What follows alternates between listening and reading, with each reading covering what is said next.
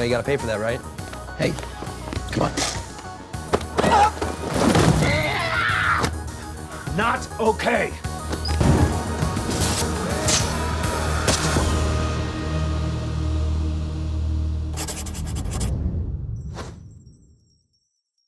I'm Matt. I'm Kerry.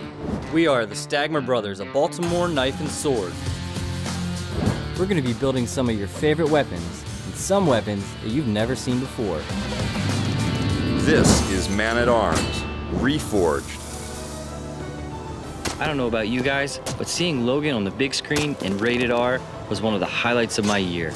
Once I saw that film, I knew we had to do a Man-at-Arms build, but we've already made Wolverine's claws, so the logical choice was X-23. She's a little girl in the movie, but in the comic book, she's a teenager and even older. So we're gonna focus on the teenager version. We're gonna do her 2 claws, and we're also gonna do her boot claw, which comes out. So we're gonna make a retractable version of that. It's gonna be really cool. We're gonna be forging all her claws out of titanium. You guys have asked to see us forge a blade out of this super material for a long time now, and we're finally gonna get right to it. This is gonna be an awesome challenge for us. Hope we're up for it. I have not forged in titanium before, so this might or might not be a challenge at all. This is half the weight of steel per cubic inch, and yet it provides analogous hardness. Furthermore, for all practical purposes, it is air hardening, meaning once I'm done forging and straightening, all I have to do is leave it sitting on the anvil, and then it is ready for Matt to grind and mount. So, no complex heat treating cycles are necessary. So let's get started.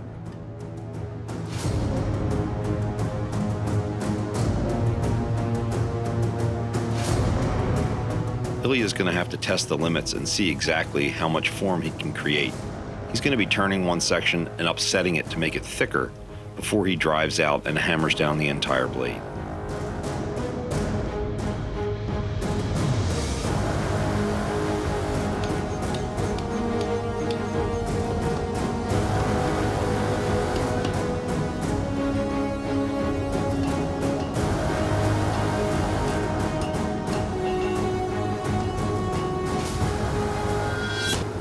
So for the claw that comes out of her foot, we're going to be using some 6AL4V titanium. We're going to cut it out on the CNC plasma table from some 1/4-inch scrap that I have. I took a quick test cut off another piece that I had. It cuts pretty clean, very quickly, but it was extremely bright, so I'm going to have to be careful. I'll be wearing at least a shade 7 just so that I can watch what I'm doing. But we'll just go ahead and cut it out, and then we'll sand it and get it close. We'll start fitting it into the mechanism.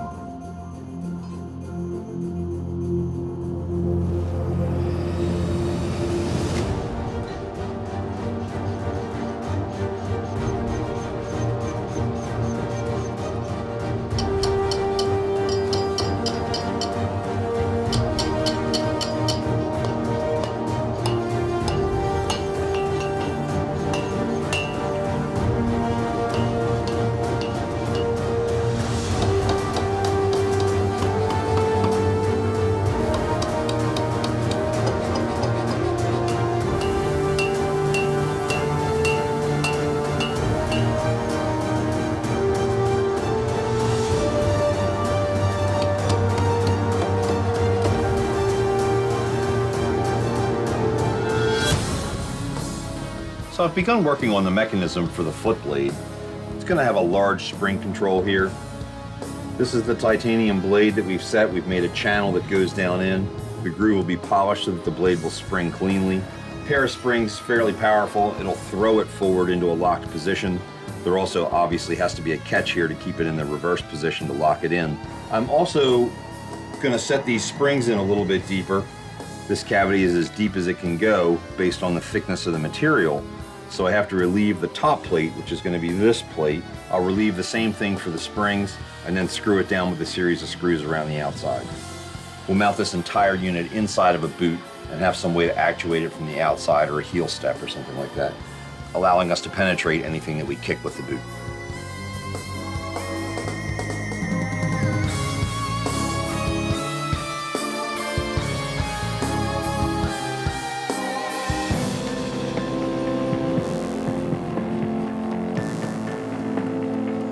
Since we know that drilling titanium is very difficult and wears out tools, Ilya is going to try and punch this. Once again, not something we've tried before, but we'll give it a shot and see how difficult it is. Even though punching this was an unknown and difficult process, it was definitely easier than it would have been if we had tried to drill or machine this hole. We know that titanium is extremely abrasion resistant. It'll wear our belts quite quickly. Ilya will alleviate some of this by hand beveling the edges. Working under the hammer will save us a lot of time and a lot of material under the grinder. It's easier to work this material under the hammer than it will be when Matt takes it to the Bader grinder. I actually have a little experience grinding this stuff, and you guys are gonna notice one major change when I touch this to the sander for the very first time, that we no longer are gonna have orange and yellowy sparks.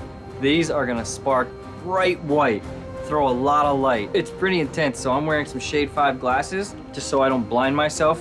But the first thing I'm gonna start on is a very small 1.5 inch contact wheel. Scoop out this inside area right here, this back hook, so it fits in my knuckles. Right now as it sits, there's too much of an angle. So when I grind that, they'll sit perfect just like that. And then we'll move on to edging it. Moving on to a large 12-inch wheel, Matt now hollow grinds the lower section of these blades and flat grinds the upper section.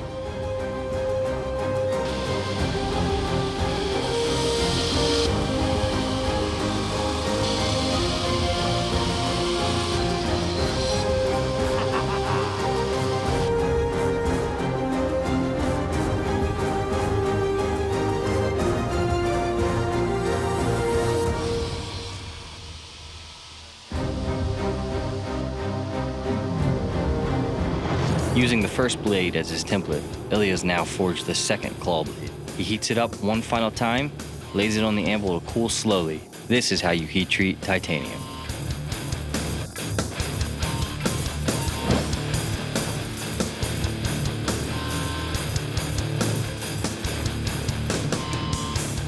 Now that Kerry has the mechanism figured out, I can now move on to shaping the blade for the boot.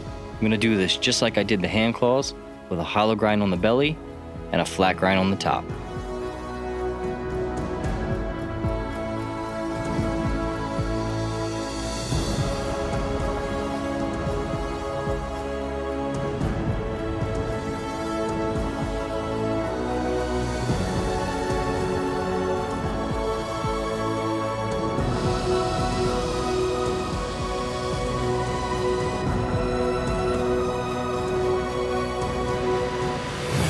X-23 made her debut in 2003 in the animated series X-Men Evolution, where her character was very much like the one portrayed in Logan, a young child torn between the struggle of being a kid and being an animal-like assassin.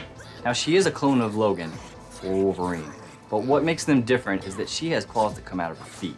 But on this build, we decided to focus on the punk rock version from the comics. More often than not, she's wearing a rad pair of boots just like these. These boots have a big, thick sole, which Kerry's gonna be able to hide our mechanism that shoots our blades in and out. Let's see what he's got. So for the actuation of the boot blade, I've got to put a locating pin in. I wasn't sure how the 6AL4V was gonna drill, so I just used a brand new drill bit, oiled it heavily and ran it slow. It actually drilled with no trouble at all. This is a high-speed steel 1/4-20 tap. I should be able to just take it through that hole, use a lot of lubrication and run it back and forth and get it nice and clean. That'll allow me to screw that locating pin in, and it should keep it nice and tight. And while it drilled really easily, I can feel the resistance building as I'm going deeper into this. All the way through, I'm gonna run the tap down a little bit farther so I'm out of the tapered section.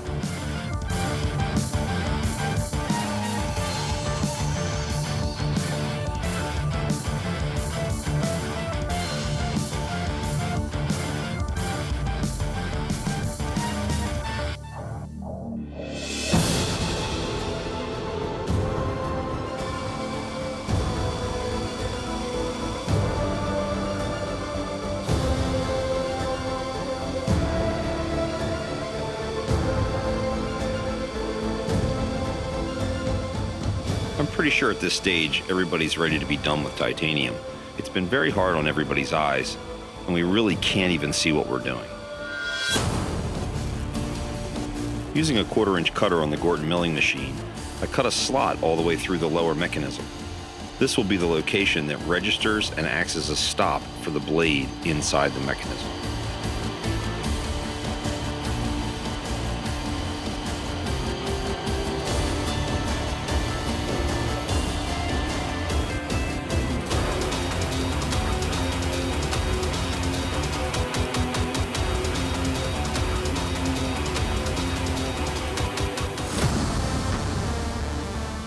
On the drill press, Matt puts a hole through the Delron.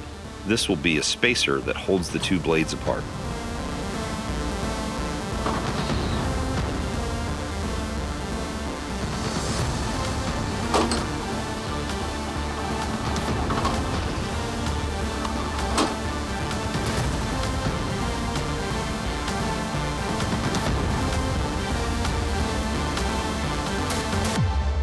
On the lathe, Bill cuts a mandrel that will go through the Delron and hold the blades in position.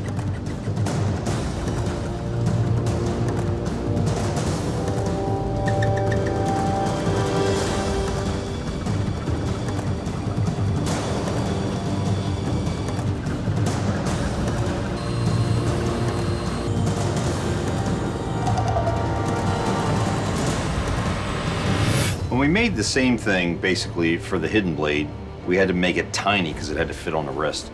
This is a little bit bigger. Those heels are really large that we're fitting this into. In this case, we'll be able to take this down and grind some down before we have to fit it in the boot. But the basic pieces here, we'll have a catch here. When it makes its initial release, it comes out, it'll lock in position.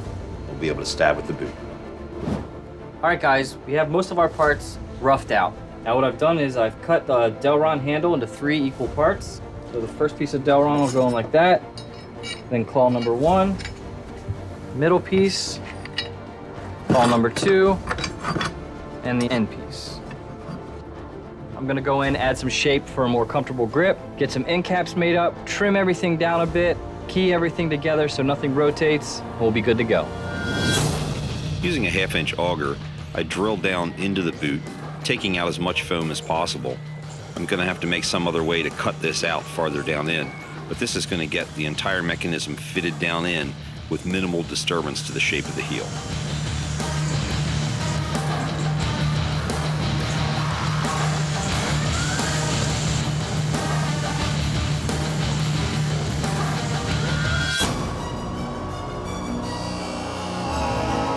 This build presented a lot of unique challenges for the shop, both forging and grinding titanium with a lot of work. But I think in the end, we're all really happy with how these turned out.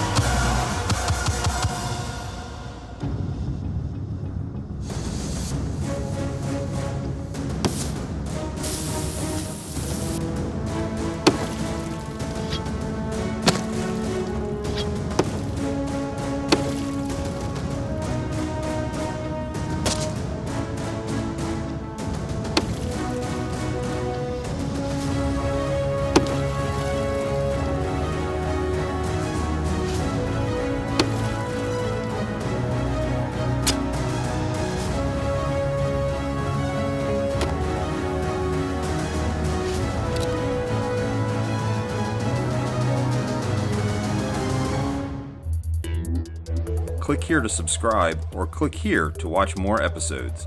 Thanks for watching Man-at-Arms Reforged. We need to know what you want the guys to build, so tell us in the comments below what weapons you want to see next.